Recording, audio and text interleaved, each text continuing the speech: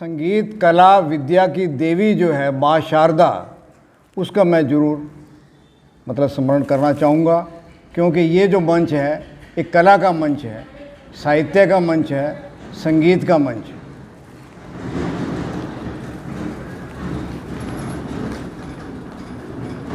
देवेंद्र जी इस ट्रस्ट के प्रेसिडेंट हैं और उनका मैं आभार व्यक्त करना चाहूँगा। उन्होंने मेरे को इस काबिल समझा कि सिरसा डिस्ट्रिक्ट का इस ट्रस्ट का प्रभारी बनाया और उस तहत मैं अपनी भूमिका अदा करते हुए एक विषय जीने की राह पे अपने विचार आपसे साझा करना चाहूँगा। तो जो कला हम जीवन पर्यंत भी सीखते रहे तो एक दिन सांस अवश्य पूरे हो जाएंगे। अभी मैंने लिखा आज के आई है कि एक दिन हमारे सांस जो है अवश्य पूरे हो जाएंगे, किंतु जीने की कला हम पूर्ण रूप से नहीं सीख पाते, ना सीख पाएंगे। उसका कारण क्या है कि हमारे हिंदुस्तान में ही नहीं, सारे वर्ल्ड की, सारे संसार की इतनी शख्सियतें हैं कि जीवन भर में उसका 1% 2% भी हमें पढ़ने का मौका नहीं मिलता, उनके बताए रास्ते पे चलने का मौका नहीं मिलता। तो इसलिए हम कहते हैं कि ये जो विषय है बड़ा व्यापक है। जीने की कला का दौलत से कोई संबंध नहीं। अभी पहले भी बोल भी रहा था इसके बारे में।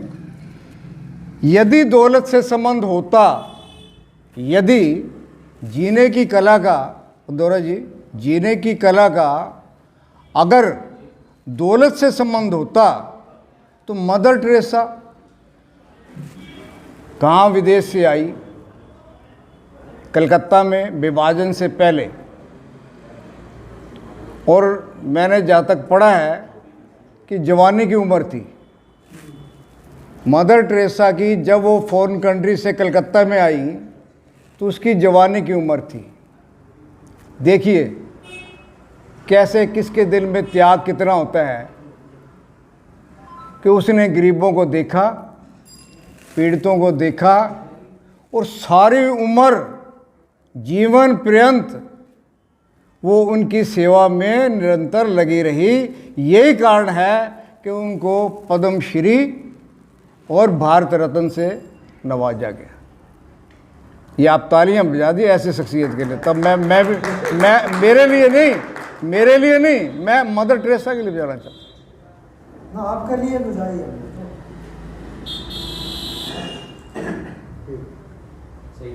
तो मेरे कहने का यहाँ पे मतलब क्या था, जो मैंने बात अभी स्टार्ट की थी कि इतनी शख्सियतें हैं कि उनका 1% भी हम पढ़ नहीं पाते सारी ज़िंदगी।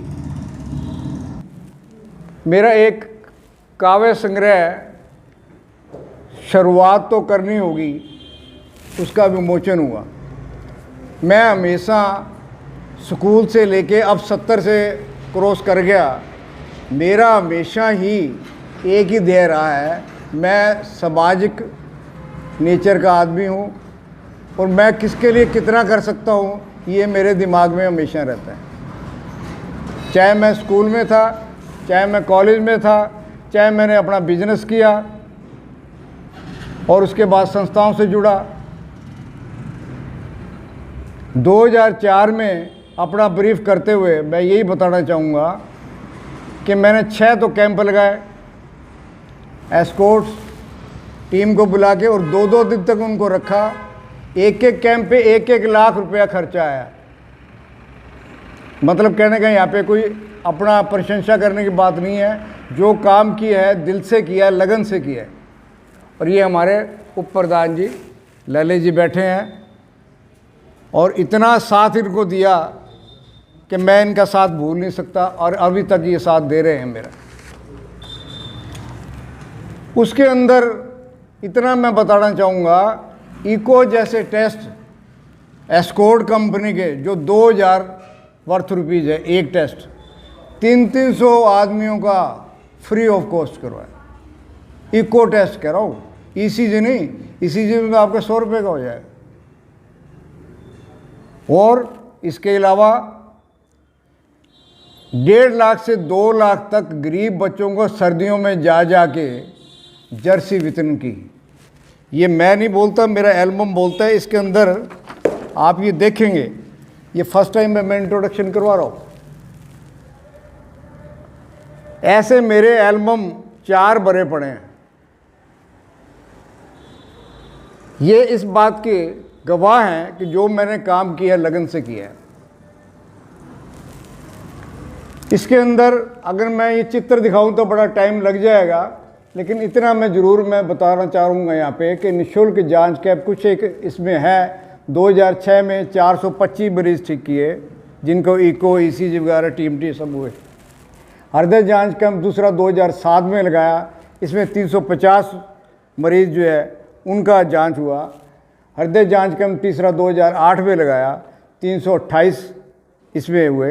कहने का मतलब भाव इतना ही है कि मेरा कहना है कि भाई जो भी मैंने काम किया है वो लगन से किया है। ये मेरे एल्बम जो है, आपकी पिक्चर जो है, फ़ोटो जो है, ये इस बात की गवाह है।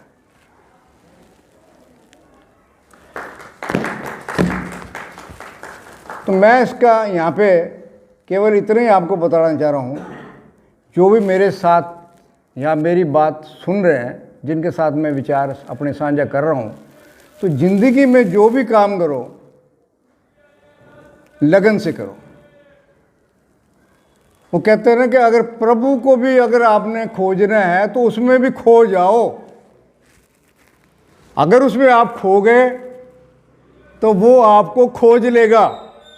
देखिए कितनी कितनी बड़ी गहरी बात है। किसी ने कही, महापुरुष ने, कि आप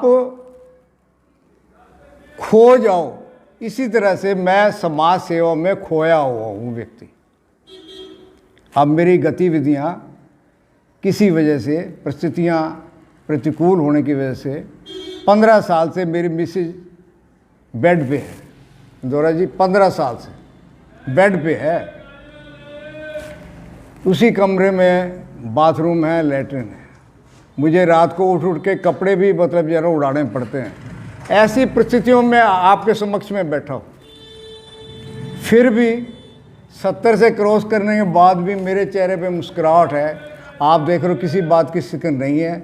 ये केवल और केवल कि मुझे जीने की कला आती है। अगर आपको जीने की कला आती है, आप तो कितनी प्रतिकूल परिस्थिति हो जाए, कितनी भी, आप उसमें अनुकूलता ढूंढ लेंगे। मैंने काव्य संग्रह ज़्यादा नहीं लिखा, 2 लिखे हैं। एक उसमें से एक ये भी है जो छपने गई हैं, 10 तारीख को आ जाएगी। इसका नाम भी जिंदगी का आईना। मेरी रचनाएं जो इसके अंदर है, सब की सब सामाजिक है। इंदौरा जी, एक से एक 106 कविताएं हैं इसमें। मेरे से ज़्यादा वरिष्ठ यहाँ पे साहित्यकार बैठे, निजात जी, इन्होंने 42 लिखी, किसी ने 44 लिखी, 50। मैंने नहीं लिखी, मैंने तो 2 ही लिखी है। लेकिन जो लिखी हैं वो मेरा अनुभव है, सामाजिक है। वो सब ही जीने की कला बताती हैं। ना मैं श्रृंगार रस पे लिख सकता, ना मैं वीर रस पे लिख सकता। मैं कमज़ोर हूँ, वीर रस पे लिखूँगी क्या? मैं आप ही कमज़ोर हूँ। तो कहने का भाव क्या है? अब आप एक बात और मेरे से नोट करेंगे मेरी ज़िंदगी से, कि आपकी जब परिस्थितियाँ 15 साल से ऐसी हैं तो आपने कविता कैसे लिख ली? मैं अच्छा बिजनेसमैन भी हूँ, 2 शॉप हैं, 6-7 सेल्समैन भी हैं, और मेरी टर्नओवर आप मानोगे नहीं 1 करोड़ की 1 साल की है। आप ये ना समझें मैं सामाजिक हूँ। और मैं एक बात और बताता हूँ, आज अगर कोई सामाजिक व्यक्ति कमज़ोर है तो वो समाज के अंदर भी उसका इज्जत मान नहीं है। ये भी मैंने देख लिया। अरे ये तो है तो पल्ले तो कुछ है नहीं, और क्या करेगा, समाज में ही काम करेगा? नहीं, ऐसा नहीं है। ये भी गलत धारणा है। हमारे जैन संत जो बनते हैं उनके पास कुछ भी नहीं होता, ना खाने को, ना बैंक बैलेंस, ना अपना मकान, ना अपनी दुकान, कुछ भी नहीं है। लेकिन हमारे से कितना गुना ज़्यादा खुश रहते हैं। उनमें भी जीने की कला है, उनका भी चिंतन सकारात्मक है, उनको जीने की कला है। और दैट इज़ वाई, यही कारण है कि उनके चेहरों पे हमारे से 100 गुना ज़्यादा खुशी झलकती है। क्यों?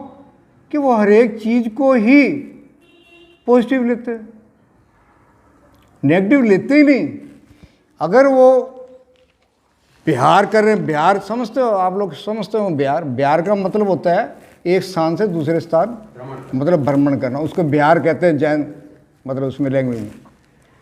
तो कहीं उनको खाना मिलेगा नहीं मिलेगा कुछ नहीं पता, कोई रोटी देगा नहीं देगा कुछ नहीं पता, और उसके बावजूद भी देखो कितनी एक संकल्प शक्ति उनमें है, विल पावर। इतने बजे से इतने बजे तक मिले तो लेना है, अदरवाइज वो भी कैंसल। आप देखिए। और यहाँ रोना क्या है, यहाँ रोना क्या है, सब कुछ बड़ा किचन में, फिर भी रोना, क्या बनवा लिया फिर भी रोना, मन पसंद का बन गया फिर भी रोना। क्या मतलब क्या? जीने की कला नहीं। जीने की कला नहीं।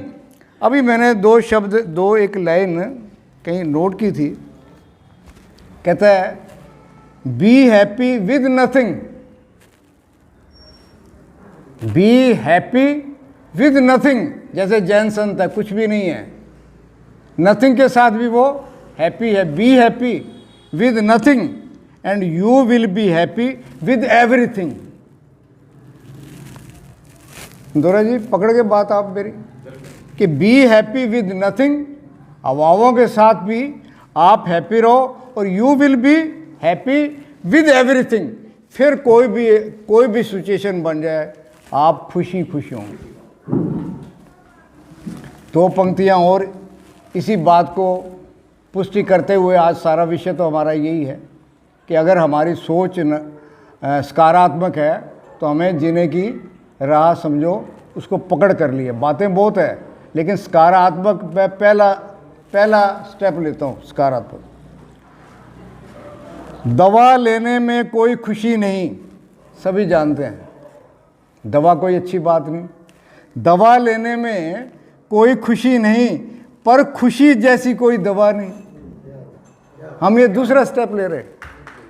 अगर हमारे में मुस्कुराहट है तो इस जैसी कोई दवा ही नहीं है। माना कि जीने की राह आसान नहीं, अब ये 2 पंक्तियां मैंने जोड़ दी, जीने की राह मेरा विषय है। माना कि जीने की राह आसान नहीं, लेकिन मुस्कुरा कर चलने में नुकसान नहीं।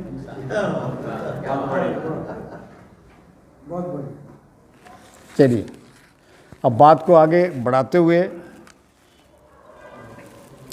तो अब तो एक तो मैं ये बात आपको कह रहा हूँ कि भाई हम हर एपिसोड में कोई शख्सियत को डिटेल में लेंगे।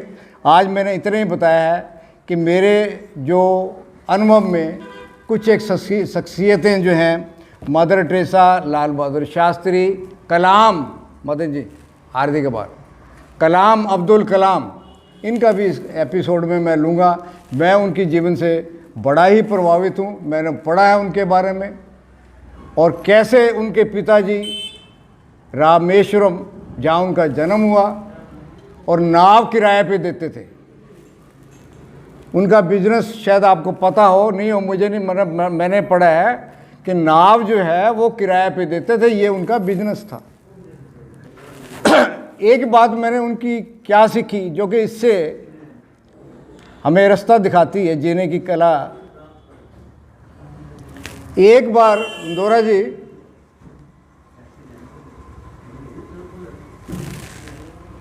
एक किसी ने उनके घर में गिफ्ट देकर चला गया, और उस टाइम उनके पिताजी कोई पंचायत के मेंबर तक थे, पंचायत के मेंबर थे, कोई बड़े पद पे नहीं थे, कोई ऐसा पढ़ने में आया, मेंबर थे।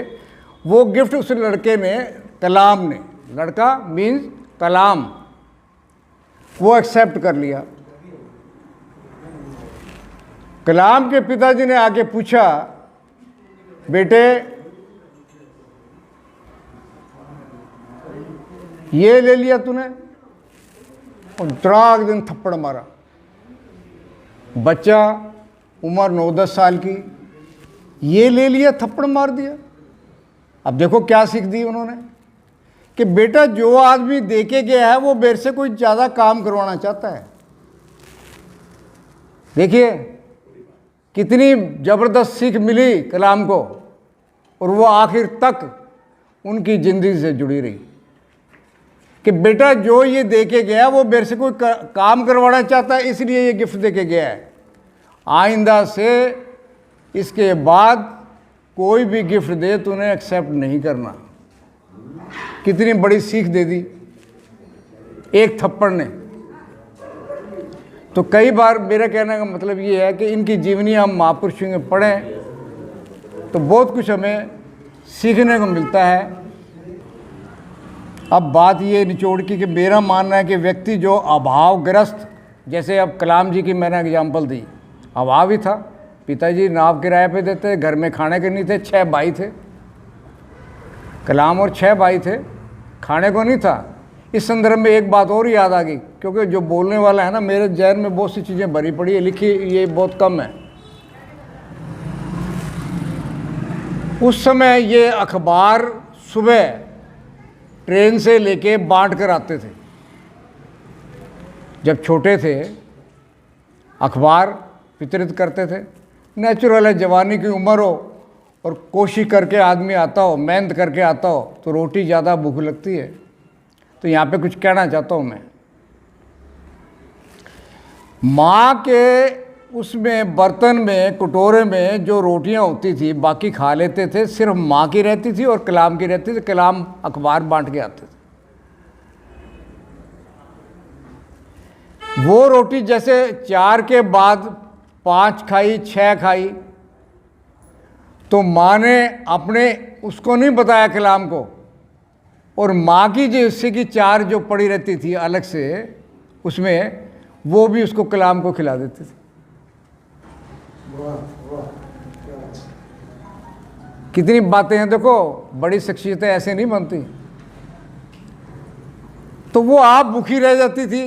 ये बात कलाम को नहीं पता लगी, ये बात कलाम को नहीं पता लगी कि मेरी भूख जो है तब शांत होती जब मैं माँ की भी रोटी खा लेता हूँ। उसको नहीं पता था, केवल माँ को पता था कि ये भूखा ना रह जाए मेरा बेटा, उसको मैं अपनी रोटियां भी 4 खिला दूँ।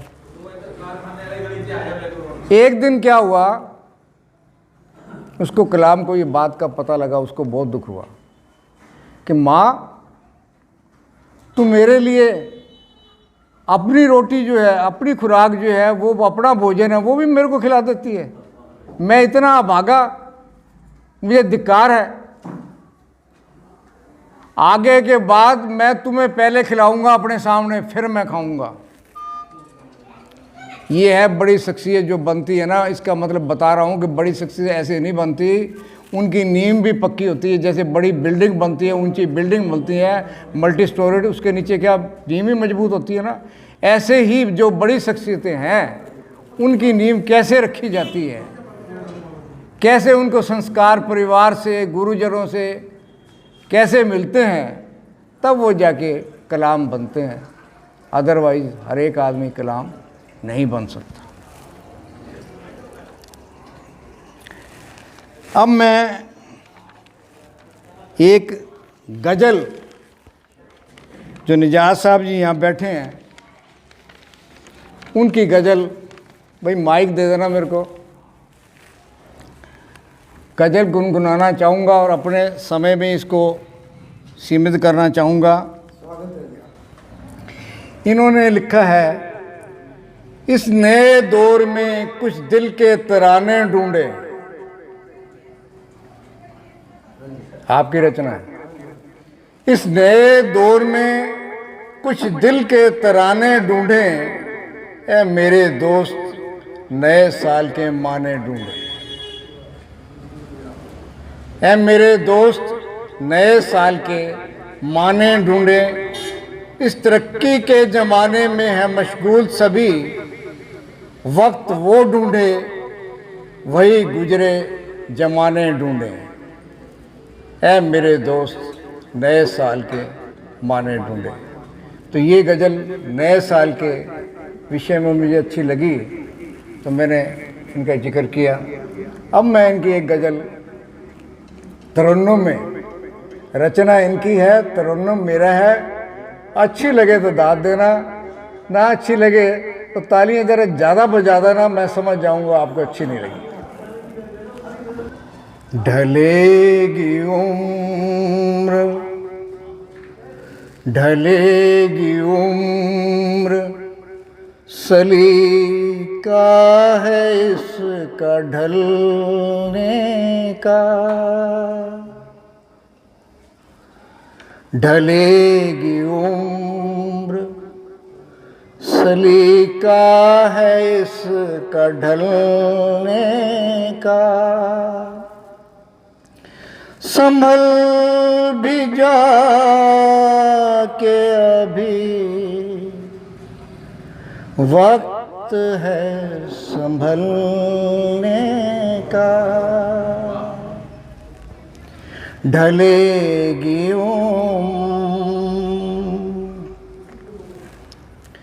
तेरा जनून तुझे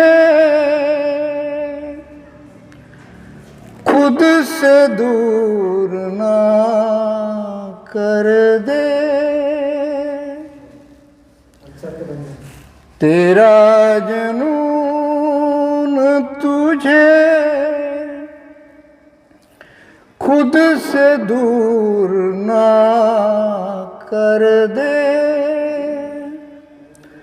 तू चल कदम से यहाँ रास्ता है चलने का। ढलेगी उम्र। नेक्स्ट शेर।